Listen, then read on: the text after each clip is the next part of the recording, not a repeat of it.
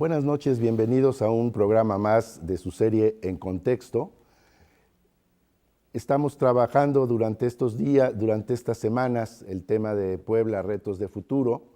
Mi nombre es José Antonio Meyer y conduzco este programa en nombre del doctor Enrique Cárdenas, titular de este espacio.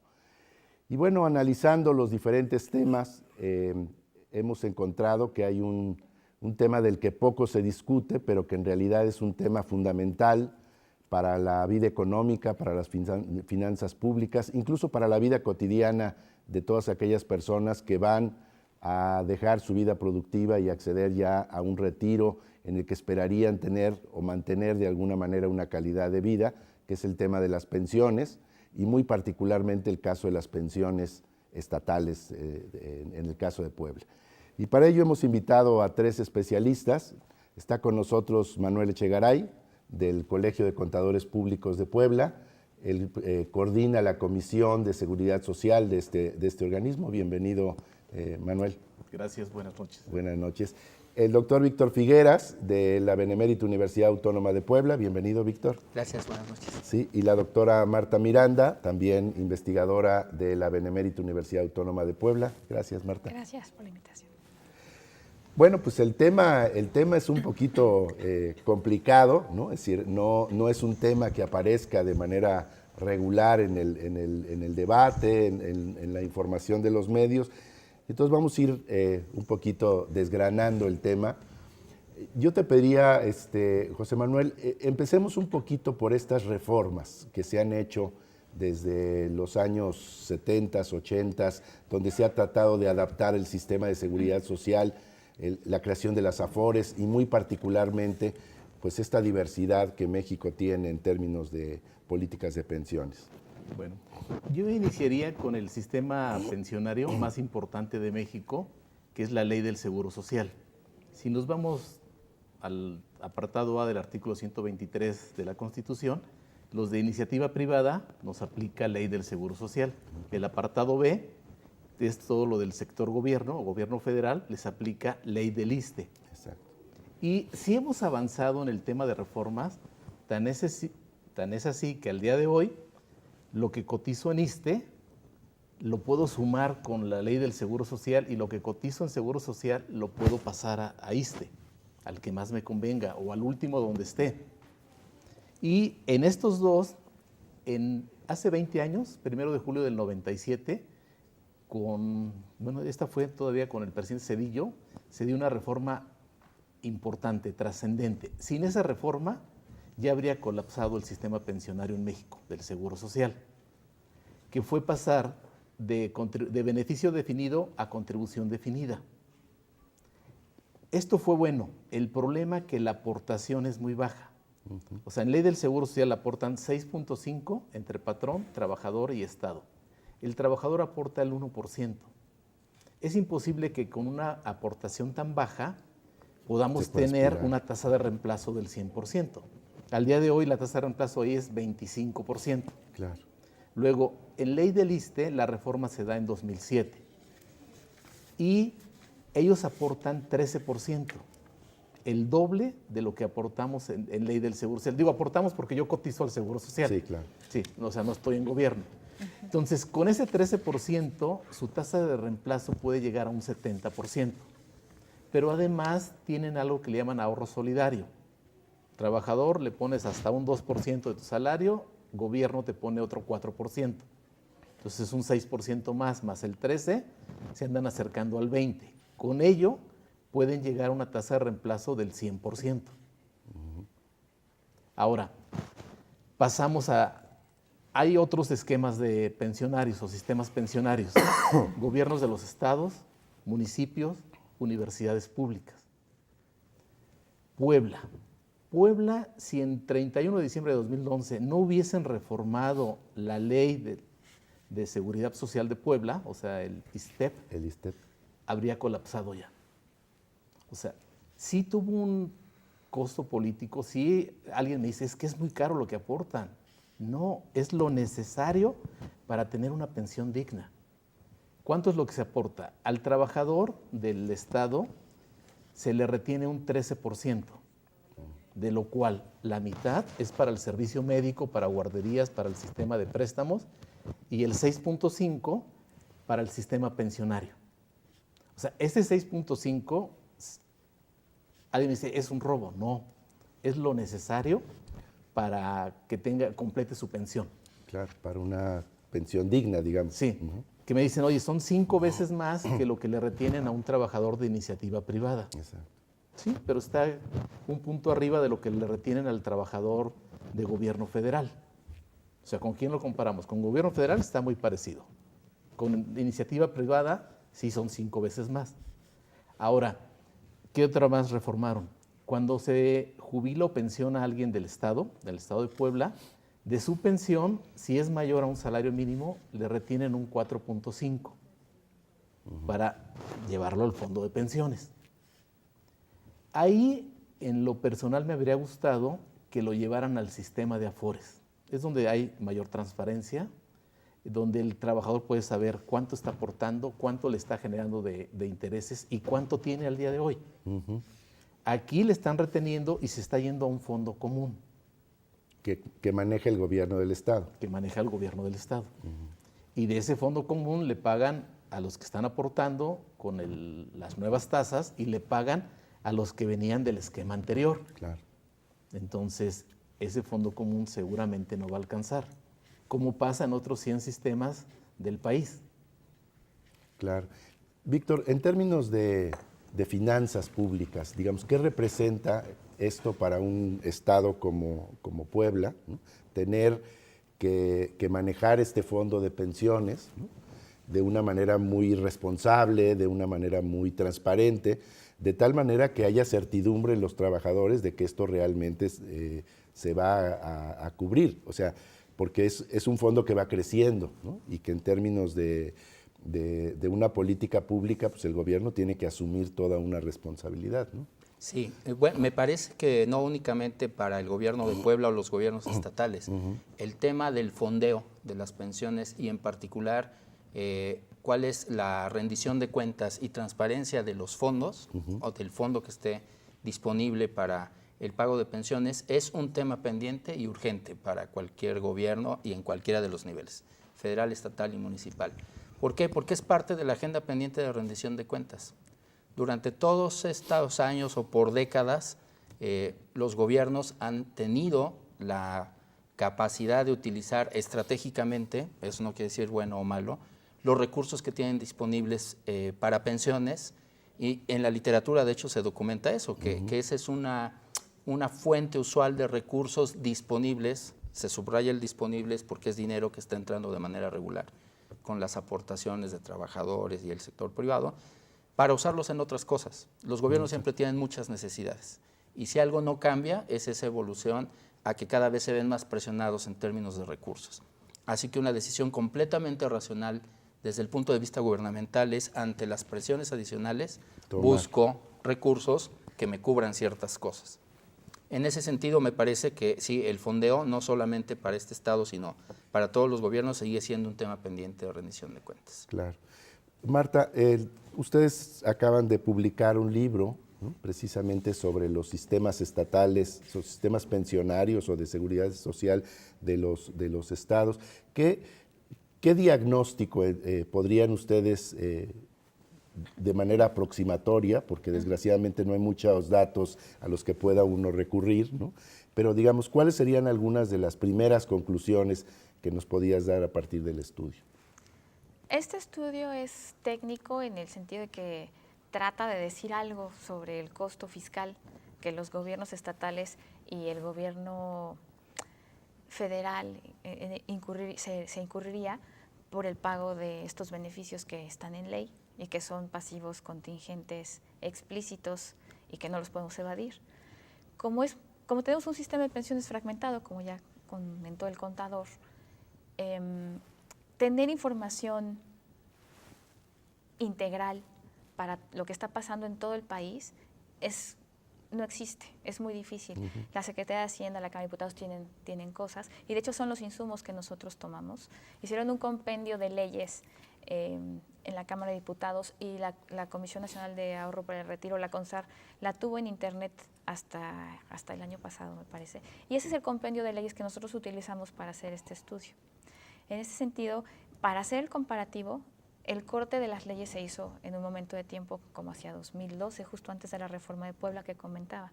Entonces, esta simulación, bueno, estos cálculos que hicimos nosotros son con las leyes vigentes hacia 2012, justo antes de la reforma de Puebla. Claro. Y digamos, de las conclusiones que a partir de esta información ustedes tienen, más o menos, ¿qué podríamos en este primer momento comentar? Utilizando una metodología que se usa a nivel internacional propuesta por la OCDE, la Organización para la Cooperación Económica y el Desarrollo, nosotros nos dimos a la tarea de ver qué pasaba en los estados y nuestra principal conclusión es que el costo fiscal sería aproximadamente, en promedio, para todos los estados, si es hombre o mujer, que a veces las leyes varían, de 16, 18 salarios anuales. Entonces, tú tienes un salario anual, o sea, y el momento que te retiras, según la ley que aplique a cada estado, te va a costar más o menos 18 salarios. Claro. Jubilar a esa persona, según el régimen que tenga, porque aquí hay heterogeneidad en regímenes, en las leyes. Exacto. Entonces es un costo que idealmente debería estar fondeado, pero eso no se hace, como decía el doctor Figueras. Y bueno, ese es el pasivo que nosotros nos preguntamos qué vamos a hacer con ese pasivo. Claro. Sí, es una bomba de tiempo, ¿no? Ese es el principal resultado, yo diría. Bueno, vamos a hacer nuestro primer corte y regresamos al programa En Contexto.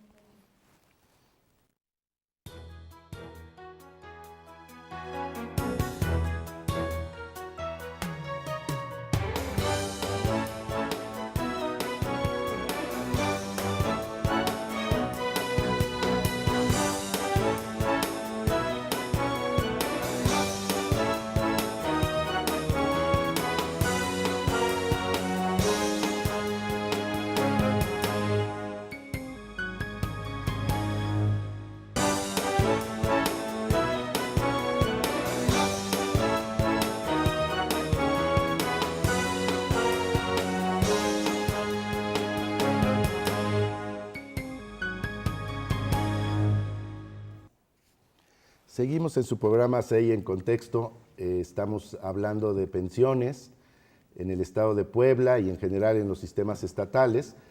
Y bueno, una pregunta que salta a quien no es experto en este tema: ¿por qué en México tenemos esta enorme diversidad de sistemas pensionarios? Y como bien decía Marta, inclusive legislaciones diferentes en términos de cómo te jubilas o cuánto aportas o incluso si son complementarios o no. Incluso, bueno, sabemos que hay quien tiene doble pensión o cosas de este tipo. Digamos, ¿por qué tenemos ese sistema pensionario comparado con otros países que de alguna manera, si no lo han resuelto, por lo menos han buscado ordenar en cierta medida este aspecto? Lo podría resumir en una palabra: autonomía.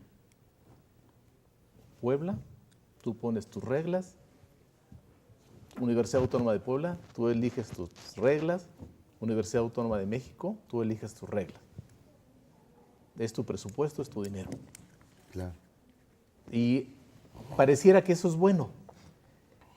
Cuando se inició este sexenio, se habló de pensión universal, de unificar todos los sistemas pensionarios y crear uno solo. Pero no es casi imposible. Voy a decir, por ejemplo, Universidad Autónoma de México, ellos muy fácil, dijeron: nos colgamos de ley del ISSSTE. ¿Cuánto necesitamos? Aportamos de nuestros trabajadores a ley del ISSSTE. Cuando cumplan los requisitos de ley del ISSSTE, se van a pensionar con la fórmula que marca ley del ISSSTE. Y asunto resuelto. Claro. Ellos no les va a pasar nada a menos que colapsara el sistema de ISSSTE. Del ISSSTE, claro. Por ejemplo, Universidad Autónoma de Morelia tiene un sistema pensionario propio y ya además cotizan al Seguro Social. ¿Qué implica?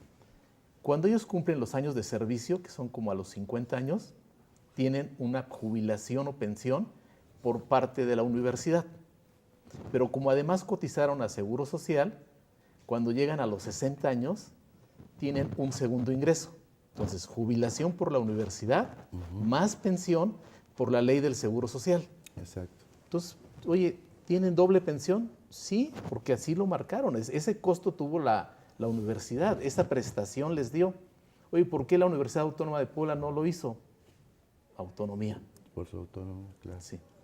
Claro. Yo comentaría que sí, la autonomía es un elemento muy importante más a nivel de estados, pero desde sus orígenes y por la situación política de México, la seguridad social que empieza en los 40, se caracteriza por tener diferentes regímenes para diferentes tipos de trabajadores.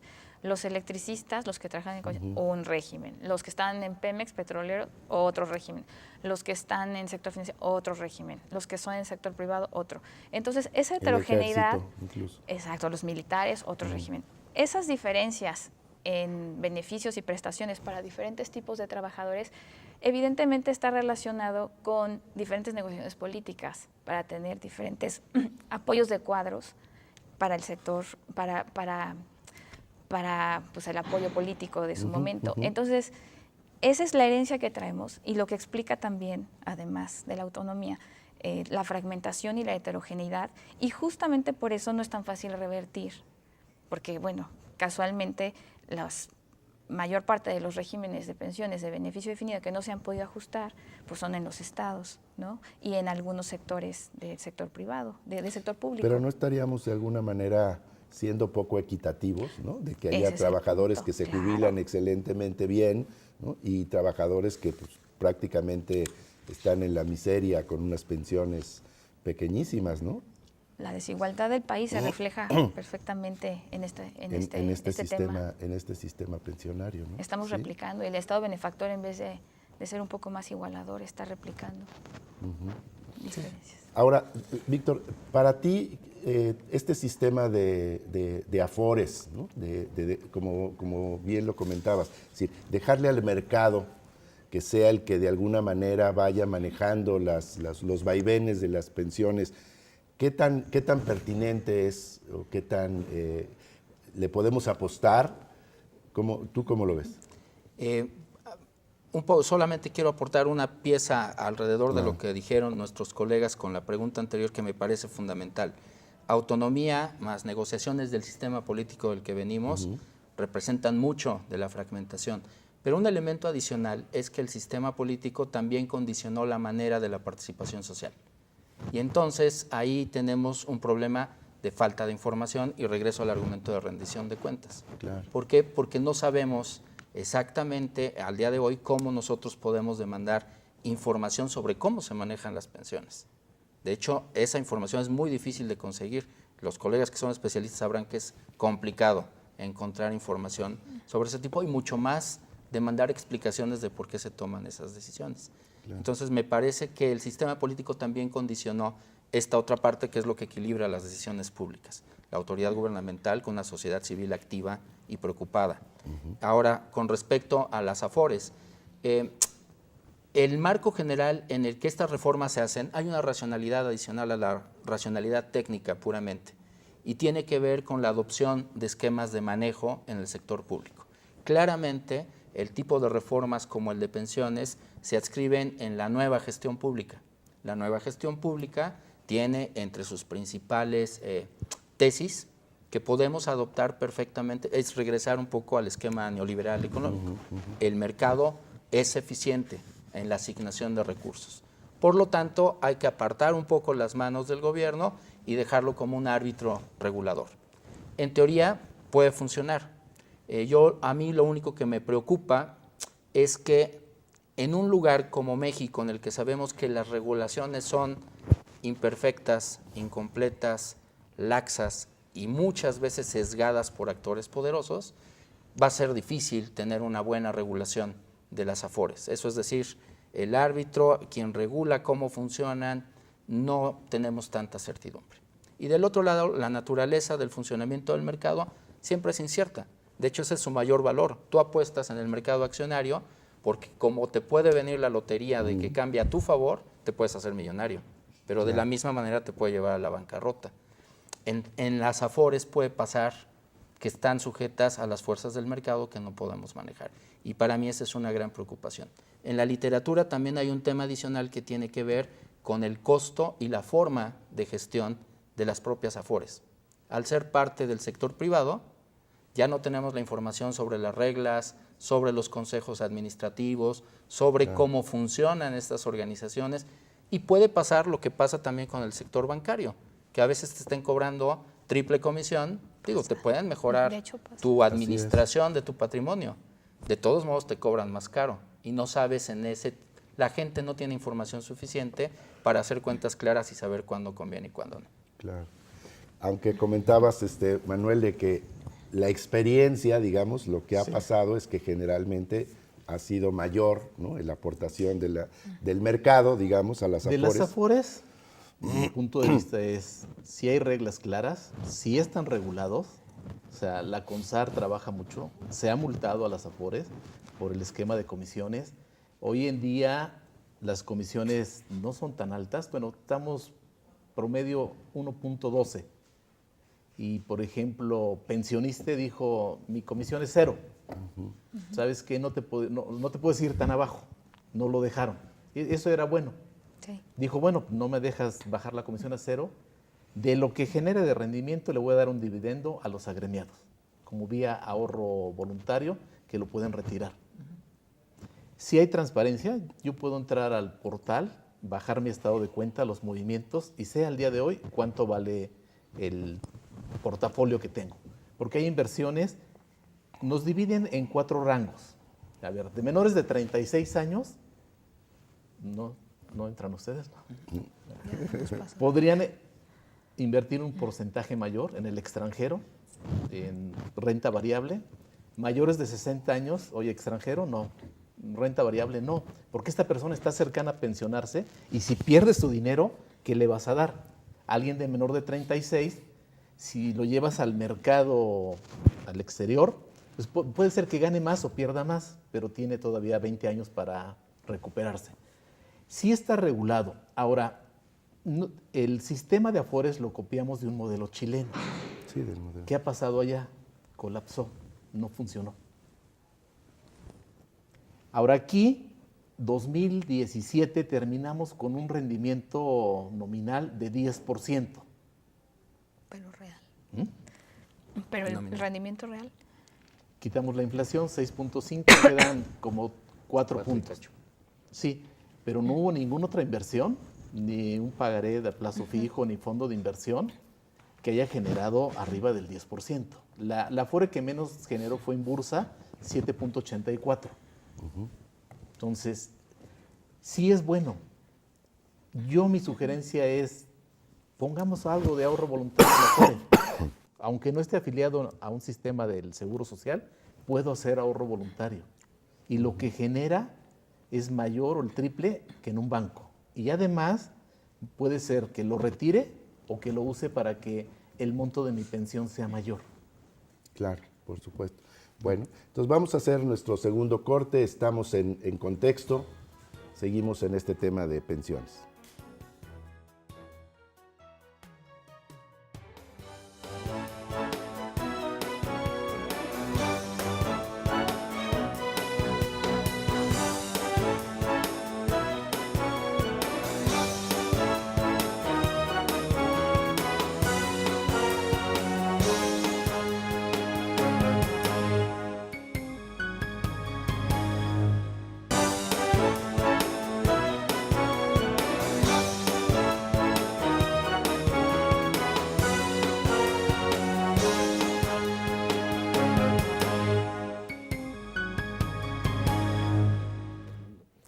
Seguimos en contexto y estamos hablando sobre las pensiones. Y bueno, aquí los panelistas dicen no estamos muy de acuerdo, ¿no? No quisiera ser tan optimista. Sí, yo diría, yo no sería tan optimista con que sí, obviamente, de tener total desconocimiento sobre qué está pasando con nuestro crecimiento del ahorro, ahora que tenemos conocimiento en nuestro estado de cuenta mensual, que además, evidentemente eso es lo deseable y es un gran paso adelante. Sin embargo, pues no olvidemos que al principio, cuando empezó el sistema, el 95-99% de la inversión estaba en bonos, que para el caso era lo mismo que tenerlo en beneficio definido, porque todo el dinero estaba siendo utilizado por el gobierno para financiar gasto. poco a poco se ha ido abriendo la inversión y ahora hay otros instrumentos financieros en los cuales se invierten estos portafolios que usted menciona. Pero no sería tan optimista en, bueno, mandamos dinero afuera, porque afuera, ahorita la situación del mundo está muy crítica también. O sea, todo lo que es Europa tiene crisis porque las pensiones no van a ser lo generosas que han sido antes. Incluso en Inglaterra o en otros países hay debates sobre poner un beneficio estándar y ya no tener tantos beneficios diferentes y tan generosos porque la restricción presupuestaria de los gobiernos pues los tiene ahorcados. Entonces, a lo mejor en México vamos un poco desfasados a lo que está pasando en otros lugares, pero para allá vamos. Entonces, ahorita nos está tocando una parte bonita, lo que le pasó a Chile hace unos años, y ahorita Chile ya se las está viendo más complicadas, como usted dice, y otros países también. Definitivamente para allá vamos, porque tenemos un endeudamiento a nivel gobierno pues grande en otras cosas, y este es solo un pedacito de la deuda. Y bueno, finalmente tenemos todos estos pasivos no fondeados, que aunque ya tengamos una parte de la población que se supone que su dinero está seguro, ¿qué pasa con todo lo demás? Y hay que uniformar y hay que dar equidad. Entonces yo creo que sí es un reto muy grande para nuestros gobernantes poner orden aquí. Quizá voltear a ver a Brasil, hacer un régimen general, un piso para todos, públicos, trabajadores públicos del sector público, del sector privado, y a partir de ahí ver quién puede poner más. Pero hay que meter nuestro foco de atención. Sí. Yo comparto un poco que hay que revisar esto con los lentes más críticos. Es decir, aquí estamos sentados 3 personas que me parece, en principio tenemos un poquito más de información sobre el tema que el promedio. Y aún así, 2 de los que estamos aquí no apostaríamos todo a la Afore. ¿Por qué la inquietud? Uno, porque hay que distinguir o ser cautelosos en decir la experiencia dice, y estos son los datos que tengo de los últimos 20 años, que es desde la reforma para acá, cómo han funcionado las cosas. Eso no quiere decir que tengamos buenos estudios y estudios exhaustivos que te digan si el funcionamiento Afore México es bueno necesariamente y si es bueno comparado con cuáles. Si los rendimientos, si hay análisis de las administraciones, si las multas han sido suficientes, así como puede documentar casos de éxito el contador, podemos documentar casos de pesadilla que les ha ido pésimo con las Afores.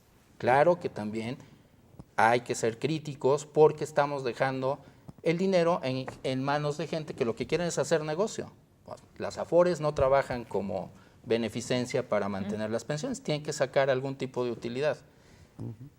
Mi punto es hay que ser cautos y los datos no son ni completos ni exhaustivos para ser tan definitivos de hay buena regulación, están bien regulados, cada que pasa algo hay una multa, no estoy seguro. Eso es, de hecho, me parece un objeto de investigación académica y los que estamos aquí sentados tenemos una agenda por delante para eso. Del otro lado, nada más traigo a colación el ejemplo de Inglaterra que comentábamos en el espacio que tuvimos, como decía el contador, y eso en un país desarrollado. Uno de los grandes atractivos de Inglaterra para la gente de Islandia era los esquemas para el retiro que les daban en ese país. De manera que las personas adultas mayores de Islandia, un gran porcentaje, mandaron su dinero a Inglaterra, confiabilísimo como país y por instituciones sólidas. ¿Qué pasó? Que el sistema se fue a la quiebra, el gobierno no respondió y tampoco respondieron las demandas de los ciudadanos islandeses. Ahí entró todo el aparato gubernamental para proteger los intereses de su sistema y de sus ciudadanos y dijeron, lo siento, cuando se declaran en bancarrota nosotros no podemos hacer nada, lástima, ¿no? Que les haya ido así, pero no podemos hacer nada. Y un montón de ciudadanos islandeses se quedaron sin el patrimonio de su vida. ¿Cómo pasó? ¿Puede pasar o no puede pasar? En un país en el que estamos transitando apenas a la consolidación institucional, más sujeto a los vaivenes económicos, me parece que sí hay que ser cautos. Claro. Bueno, regresando al tema de Puebla. El 31 de diciembre de 2011 hay una reforma trascendente al sistema pensionario de los trabajadores del gobierno del Estado. Eso requirió, cierta fuerza porque fue un cambio, hubo manifestaciones. Yo lo que me habría gustado, y contrario a lo que piensan todo, que para que hubiese transparencia, esa nueva aportación se llevara a Afore. Porque digo, ¿qué sería mejor? que yo trabajador vea mi estado de cuenta del Afore y diga, pues tenía 100, aporté 10, me generó 5 de intereses, ahora tengo 115. O que diga, ¿dónde está? En un fondo que maneja el gobierno del Estado. ¿Cuánto hay en el fondo? ¿Dónde se invierte? ¿Cuánto ha generado? No lo sabemos. Yo ahí habría apostado a que fuera en el sistema de Afore. Pero ese gobierno, ¿qué es mejor? ¿Lo tengo yo y lo uso para financiarme, para tener acá, o lo dejo inmovilizado en un Afore? Yo como trabajador me daría certidumbre que pudiera ver cuánto tengo ahí. Claro. Yo aquí les plantearía dos aspectos, ¿no? Es decir, esta tendencia de los gobiernos o de las instituciones públicas a querer satisfacer todo, ¿no? Es decir, no solamente soy gobierno, sino que además creo hospitales y creo guarderías y se vuelve enormemente ineficiente, ¿no? Porque no es su función, no es su misión fundamental, ¿no? Y la otra es esta parte de social, ¿no? En la cual pues uno dice finalmente la persona que trabajó durante X tiempo pues aspira a retirarse con algo digno.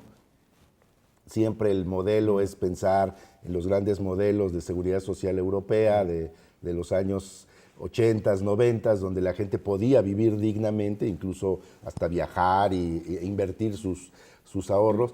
Pero en México seguimos, no sé, el promedio de pensión del Seguro Social sigue siendo bastante bajo, ¿no? No conozco la cifra, pero está muy extendido, gentes que no ganan más de 2, 3 mil pesos. Promedio del Seguro Social, estamos sobre 6,500 pesos al mes. Aunque hay personas que se acercan a los 60,000 pesos. Exacto. Sí. O sea, 2 que 3 salarios mínimos es la media. Exacto. Es la Pero media, digamos, ¿qué porcentaje del padrón de pensionarios estarían entre 40 y 60,000 pesos? Un 3%. Un 3%. Pero la gran mayoría estarían en ese margen de entre 1 y 5 mil pesos al mes, ¿no? Sobre 6,500 promedio. Exacto. La mínima está en 2,500 pesos. Ahora en febrero se va a 2,600. Que sería lo mínimo con lo que se podía pensionar una persona. Ahora, por ejemplo, otra vez pues dicen hay personas o trabajadores de primera y de segunda y de tercera. Un trabajador de Comisión Federal de Electricidad, que antes el eslogan decía una empresa de clase mundial, puede tener una pensión o una jubilación por parte de comisión 50, 60 mil pesos, más otra del Seguro Social de otros 5. Entonces, hay personas que no eran gerentes o no eran superintendentes y le pegan a 100 mil pesos al mes. Exacto. Contra miles del Seguro Social, 2, 3 millones, que tienen la pensión mínima. Bueno, y contra la mitad de los viejitos que tienen la pensión no contributiva de Sedesol, que son 500 pesos al mes. Sí, que, claro, ellos no contribuyeron, pero... esa parte, en lo personal, yo no estaría muy de acuerdo que el beneficio social y que la ayuda y que pobres personas, dices, bueno, sin hacer nada, por ser mexicano y vivir en México y en una zona rural, tengo derecho que cada 2 meses me den mi pensión universal o mi 70 y más o... Pero hay un poco el argumento es, eres un ciudadano, debe haber un derecho social, un piso mínimo de beneficio y tú pagas impuestos al consumo. Si no pagaste tu impuesto a la nómina porque no estuviste en un trabajo del sector formal, tú pagas todo el tiempo impuestos al gobierno y el gobierno ¿qué te da? Obviamente es un beneficio muy pequeño. A lo mejor institucionalizarlo, ¿no? O sea, no hacerlo tan discrecional como con estos sistemas de desarrollo social, de que realmente los padrones están son poco transparentes, ¿no? Para no calificarlos, pero digamos, sí pensar que en poco tiempo en México vamos a tener una enorme cantidad de personas mayores de 65 años que van a requerir cierto nivel de vida, ¿no? Y que los jóvenes que están en otro sistema pensionario ahora, pues van a tener que prácticamente financiar, ¿no? a ese sistema para mantener a los viejitos, ¿no? No, pero no tan solo los jóvenes. Hoy en día son profesionistas independientes, están en un trabajo que no les dan seguro social. Exacto. O lo tercerizan. Completar las 1,250 semanas que marca la ley del Seguro Social, no lo van a completar, no van a tener pensión. Y por ejemplo, alguien me decía algo criticando el sistema de Puebla, que igual no estoy de acuerdo. El sistema de Puebla dice, persona mayor de 50 años que es contratada por el gobierno del estado ya no participa del sistema pensionario. Exacto. Yo no digo, pues es que oye, él está muy cercano ya a retirarse, pues no puede ser que llegue y se pensione, ¿no? La ley es clara, mayor de 50 años ya no participas para el sistema de pensiones. Oye, está excluyendo, pobre persona. Bueno, es que antes eso pasaba y de hecho en otros estados todavía pasa. Sí. Entras, cotizas poquitito y te llevas tu último sueldo y si eres gente o sea, de alto nivel, pues no. Y el problema financiero es eso. Las leyes están dando beneficios que no tienen un respaldo de dónde sale el dinero para cubrir ese beneficio. Ese es el problema, que no hay un vínculo. En términos más amplios, eso se inserta en la discusión actual de que tenemos instituciones que generan exclusión, ¿no? Como dice Acemoglu. Entonces, ya nos tardamos en discutir la parte de las afores y el mercado. Realmente lo que necesitamos es estudiar estas instituciones y romper los incentivos que hacen que generen exclusión, ¿no? Sí, y como dicen, transparencia, ¿no? Es la esencia de esto, para que la gente tenga certidumbre de que cuando se pensione, bueno, pues va a tener una cierta seguridad, ¿no? De lo que generó. Vamos a hacer nuestro último bloque, seguimos aquí en Contexto.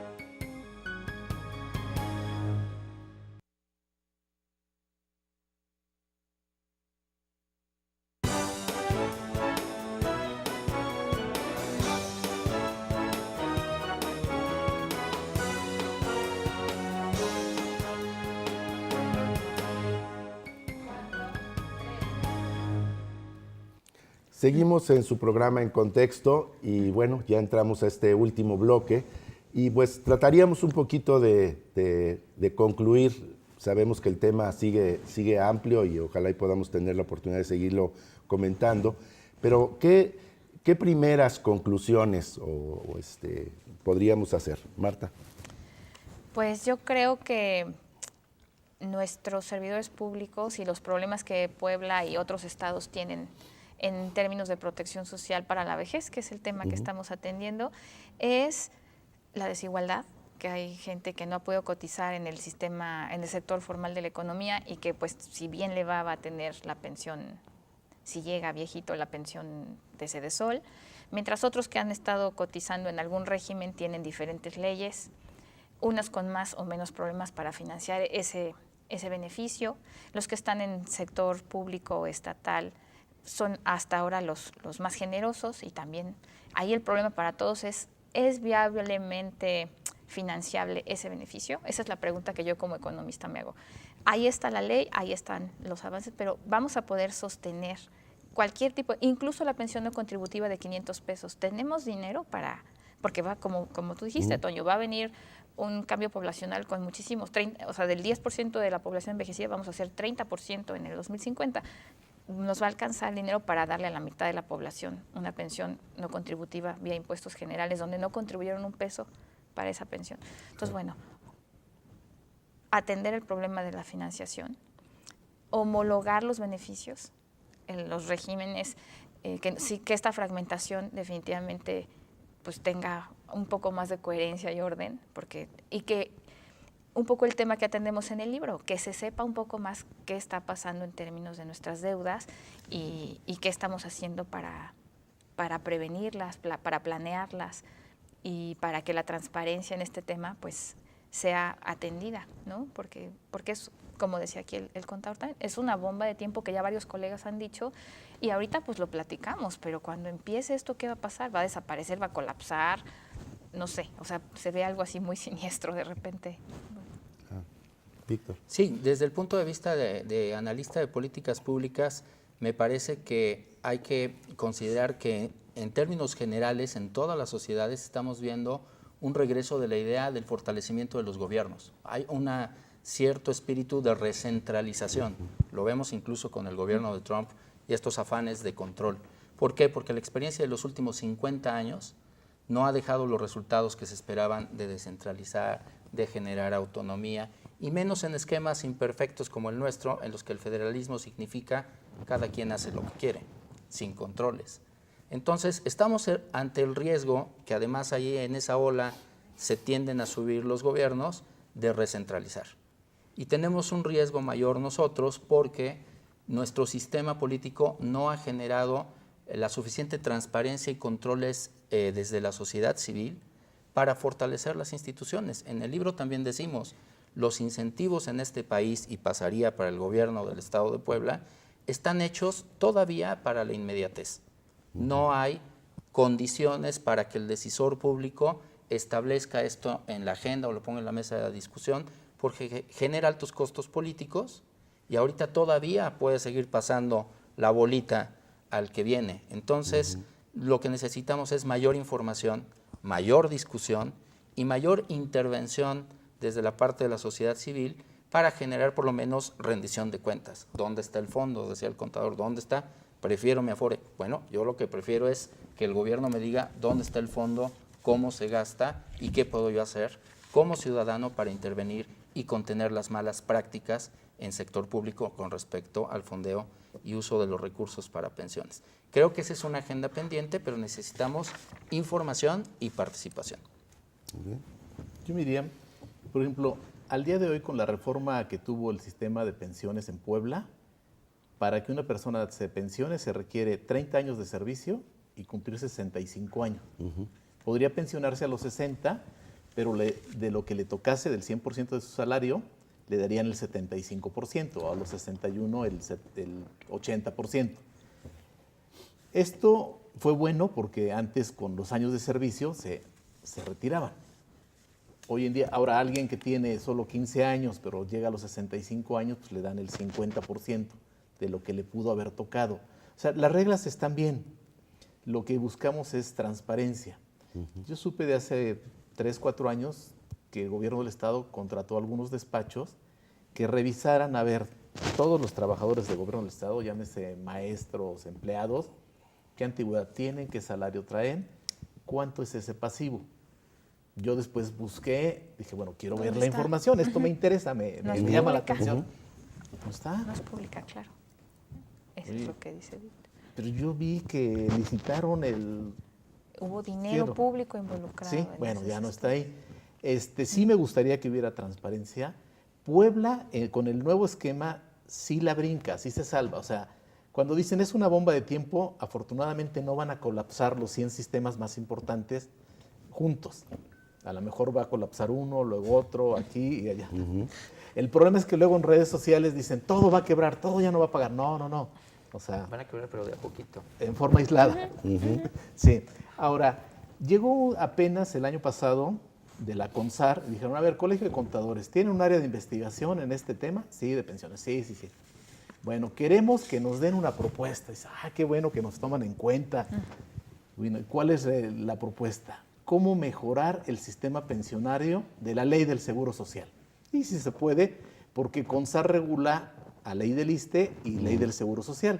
Las pensiones, los trabajadores del ISSSTE aportan a la AFORE, los de ley del Seguro Social a la AFORE.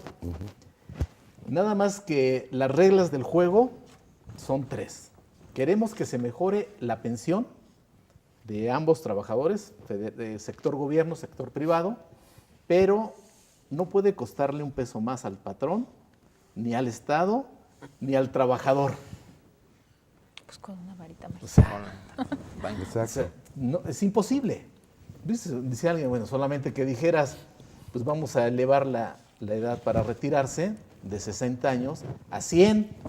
Cuando lleguen a 100 ya no están, ¿no? Claro. O sea, así no se puede. Tiene que haber mayor aportación. Ahora es, ¿a quién le cobramos esa aportación? ¿Al gobierno, al patrón o al trabajador? En lo personal, creo que es al trabajador, porque quien se va a retirar, quien va a tener el beneficio, quien va a recibir ese dinero, es el trabajador. Pero dicen, es que no le alcanza.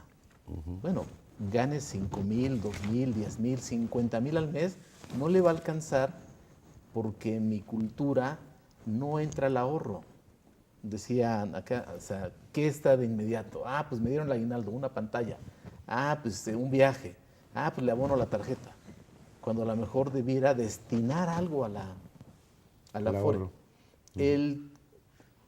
No es tan fácil fajarse y decir, a ver, le incrementamos al trabajador como en Puebla a tal porcentaje, porque se vuelve un problema político, social. Mi sugerencia es a lo mejor intercambiar prestaciones. Oye, el PTU no es transparente, hay muchos juegos ahí raros. ¿Por qué no, patrón, te elimino el PTU y a cambio apórtale 2 puntos más a su fondo de retiro? Porque si no, no va a salir. En Puebla, ¿quién maneja el fondo de pensiones? ¿La Secretaría de Finanzas? Sí. Sí, yo me parece que una condición antes para la discusión que nos está planteando el contador es que no hemos puesto ni en la mesa ni se ve en el horizonte una reforma de los esquemas salariales en sector público. Porque ahorita las reglas se aplican para un trabajador en abstracto, que es como hablar del ciudadano. No, aquí hay muchos trabajadores con muchos esquemas salariales. Claro. Para hacer mejores reglas necesitas primero pasar por una reforma de esquemas salariales, donde se acaben todos estos premios discrecionales, donde se transparenten todos los ingresos y entonces puedas establecer mejores sistemas de contribución. Bueno, aquí en esta parte creo que nuevamente no estamos de acuerdo, pero es lo interesante aquí. Sí, bueno. No importa que a un trabajador, a un director, a un asesor le den más dinero o menos dinero. Para el sistema pensionario, el tope son 17 UMAS. Esto es, aunque el señor gane 20, 30 o más el valor de UMAS, que eran salarios mínimos, está topado a 17 UMAS. Exacto. En ley del ISSSTE está topado a 10. En ley del Seguro Social está topado a 25. Entonces, con estos 17, aunque haya prestaciones discrecionales, para efectos de pensiones entran todos iguales, trabajadores del Estado. Muy bien. Pues bueno, se nos quedan muchos temas ahí en la mesa, pero esperemos que podamos hacer otro programa un poquito más adelante. Pues les agradezco muchísimo sus aportaciones, sus reflexiones, y le agradecemos también a usted que nos haya sintonizado en una emisión más del programa En Contexto. Buenas noches.